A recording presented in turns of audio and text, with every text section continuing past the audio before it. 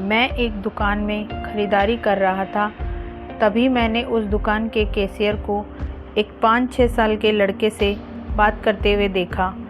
Cashier बोला, माफ़ करना बेटा, लेकिन इस गुड़िया को ख़रीदने के लिए तुम्हारे पास पर्याप्त पैसे नहीं हैं। फिर उस छोटे से लड़के ने मेरी ओर मुड़कर मुझसे पूछा, अंकल, क्या आपको भी यही लगता है कि मेरे पास पूरे पैसे नहीं हैं? मैंने उसके पैसे गिने और उससे कहा, हाँ बेटे, यह सच है कि तुम्हारे पास इस गुड़िया को ख़रीदने के लिए पूरे पैसे नहीं हैं। वह नन्हा सा लड़का अभी भी अपने हाथों में गुड़िया थामे हुए खड़ा था। मुझसे रहा नहीं गया। इसके बाद मैंने उसके पास जाकर उससे पूछा कि यह गुड़िया वह किसे देना चाहता है। इस पर उसने उत्तर दिया कि यह वो गुड़िया है जो उसकी बहन को बहुत प्यारी है और वह इसे उसके जन्मदिन के लिए उपहार में देना चाहता है। यह गुड़िया पहले मुझे मेरी मम्मी को देना है, जो कि बाद में जाकर मेरी बहन को दे देगी।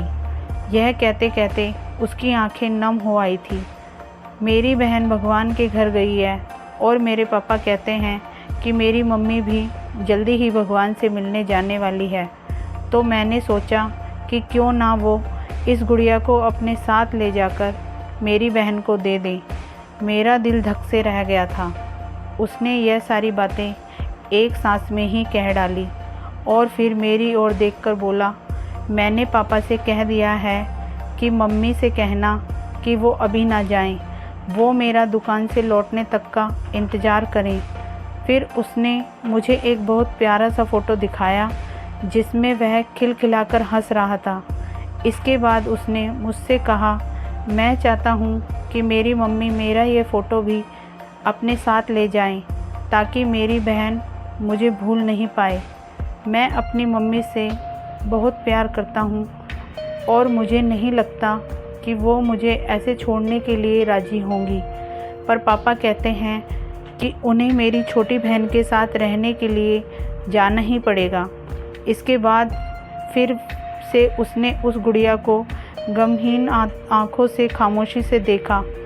मेरे हाथ जल्दी से अपने बटुए तक पहुँचे और मैंने उससे कहा, चलो एक बार और गिनती करके देखते हैं कि तुम्हारे पास गुड़िया के लिए पर्याप्त पैसे हैं या नहीं। उसने कहा, ठीक है, पर मुझे लगता है मेरे पास पूरे पैसे हैं। इसके बाद मैंने उससे नज़रें बचाकर कुछ पैसे उसमें जोड़ दिए और फिर हमने उन्हें गिनना शुरू किया। यह पैसे उसकी गुड़िया के लिए काफ़ी थे। यही नहीं, कुछ पैसे अतिरिक्त बच भी गए थे। नन्हे से लड़के ने कहा, भगवान का लाख लाख शुक्र है मुझे इतने सारे पैसे देने के लिए। फिर उसने मेरी ओर देखकर कहा कि मैंने कल रात सोने से पहले भगवान से प्रार्थना की थी कि मुझे इस गुड़िया को ख़रीदने के लिए पैसे दे देना, ताकि मम्मी इसे मेरी बहन को दे सके, और भगवान ने मेरी बात सुन ली। इसके अलावा मुझे मम्मी के लिए एक सफ़ेद गुलाब ख़रीदने के लिए भी पैसे चाहिए थे, पर मैं भगवान से इतने ज़्यादा पैसे मांगने की हिम्मत नहीं कर पाया था। पर भगवान ने तो मुझे इतने पैसे दे दिए हैं कि अब मैं गुड़िया के साथ साथ एक सफ़ेद गुलाब भी खरीद सकता हूँ।